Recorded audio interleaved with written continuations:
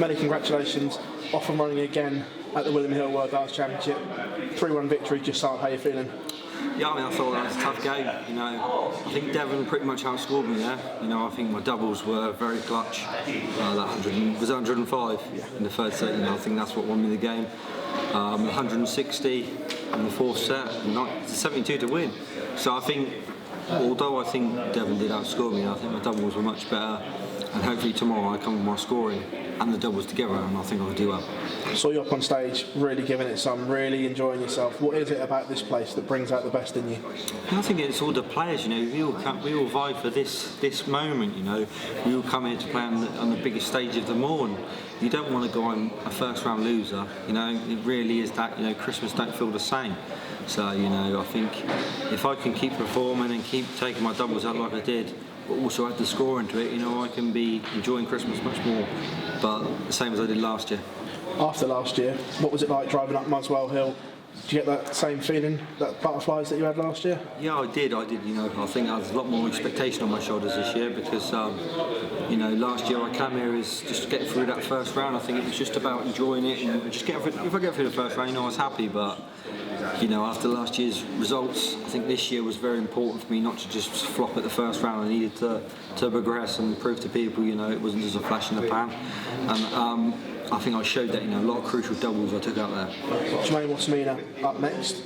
A couple of points on that. One, do you think having played already on that stage gives you a huge advantage over the seeds that haven't? And if you could have handpicked a seed, would Jermaine have been one of them, missing the real top guys? Yeah, I mean, first of all, I think it's a little bit harsh, to play in a World Championships and have to play 18 hours later. I think that's, it's very harsh, because a lot of adrenaline's been put out there. I'd love to have a couple of days off, but I'm not going to sit here and dwell on it. I could sit here and say, yeah, I was happy to handpick Jermaine, but he can go up there and hit 105 average like he can, So I could say I wouldn't want Michael Van Gerwen and him go up there 95 average, one I can beat. So it's hard. I've learned from in the game to not want to play people because I've played many of the lower ranked people and then play absolutely unbelievable and played the top ranked people and not play so well. So I think it doesn't really matter to me, We obviously all don't want to play Michael or Gary or Gavin Price. We don't really want to play him, but it's a game where I know I can win against Jermaine. So, but he will feel the same. He'll look at tomorrow as in a game he can win. So I think it's a 50-50 in my opinion. Whoever turns up the best will win tomorrow. Just touching on what you said there as well, the scheduling. Do you think there should be gaps then between the last 96 games and the round of 64 for you guys to recover? Well, it is and it ain't, End of the day, Sky Sports and the PDC do amazing things for us, so I'm not going to argue the fact of what they do. But, I think, in my opinion, the best thing to do is to have 4 really good first round games on a Friday night without the World Championship, without the World Champion playing. 4 games on the Saturday afternoon and then put the seeds involved, because I'd love to be playing Saturday night because, it gives me a little bit more time, but it is what it is, I'm not going to complain about it, I've got plenty of opportunity to prepare, what's it, 20 to 11 now, so, I've got plenty of time and I'll be fine tomorrow. Last one from me, what was that like when John McDonald introduced you as the World Youth Champion? Yeah, it's a different experience, because that's the first time I've ever been called out as a World Youth Champion. I've got a beard, so I shouldn't be a World Youth Champion apparently, but, I enjoyed my time as a youth. I am a youth, I'm still young. This is it now, I'm in the men's game, I've got to start stepping up, getting myself into the top 32 in the world, which I know I'm going to do. I think I'm capable of being up there with the best players in the world. Pleasure, mate. Thank you very much. Thank you very much. Luke, did you feel a little bit more pressure up there tonight? What could be the opening night and also coming in from the quarterfinals last year, World Youth Champion, did you feel a bit more expectation on your shoulders? Yeah, I did, I knew I was the favourite in that game. But sometimes a lot of people fail on being favourite. I feel good on being favourite, and that's what I want. I want to be the favourite. I want to prove to people that last year just wasn't one of them years that someone had, and it's just random. I know I can perform on the big stage. I've done it plenty of times, and like you say, though, I did feel more expectation on my shoulders. I felt like I should be the person that was winning, and I'm just happy to get over the line.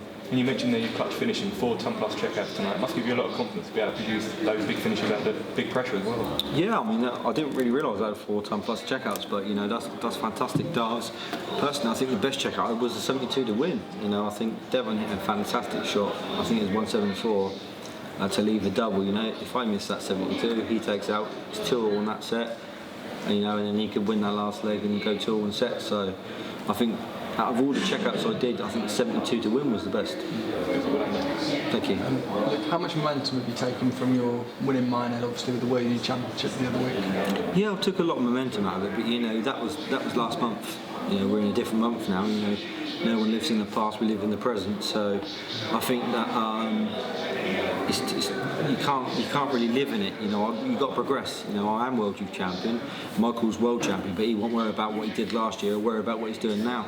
So, you know, you've got to keep going. And as much as I love being World Youth Champion, I want to be World Champion. So I'm going to keep progressing. And hopefully, I can do well this year. How does the emotion compare between obviously winning the World Youth Championship and winning up on that famous stage as well?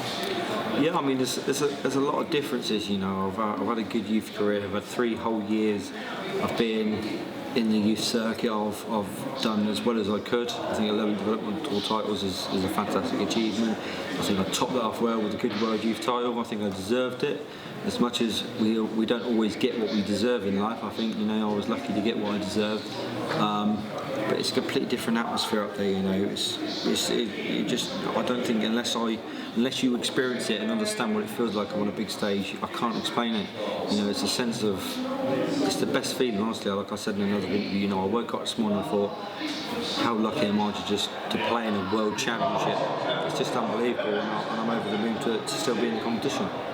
Just one quick one from me. Like, just overall, obviously you came to everyone's attention last year with your performances here, but with everything that's happened in the last year, what is the overwhelming feeling of being here back at Alexandra Palace, where it all started, really winning games again? Yeah, I mean, last year, you know, we've had this conversation before. I had sort of anxiety attacks against Rob Cross, and I thought that I couldn't carry on, you know, and I did, and that's one of them things that made me realise that I can carry on.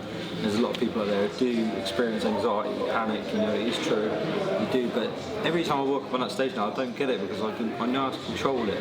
You know, I take the moment and enjoy it because it's overwhelming up on a big stage. You know, I think that I can control it now. You know, I've had about five games on a big stage now since my last big attack, which was against James Wade's European Tour. And I haven't had no palpitations, nothing. You know, I just focus on the game.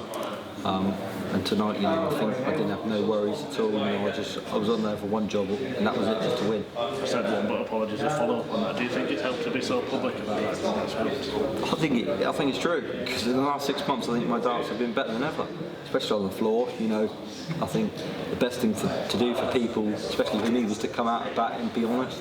I think it helps me, you know, because if I didn't, I don't think I'd be playing darts right now. I think I would have resented the game. I think I'd have probably retired from it. As much as I'm 24, I would have put my mind and health first, because, you know, as much as I absolutely love darts, you know, you've got to be your health first before than anything. And there's nothing actually wrong with it, but my mind wasn't right. You know, and if I was to have 12, 18, maybe months off, maybe 2 years, you know, I'd come back with the same blow. So I think that's a credit to my sponsors, management. You know, they all work together to help me, and I'm thankful for it, because if it weren't for them, you know, and my family, I wouldn't be here right now playing darts, which is a great achievement for me. Thank you.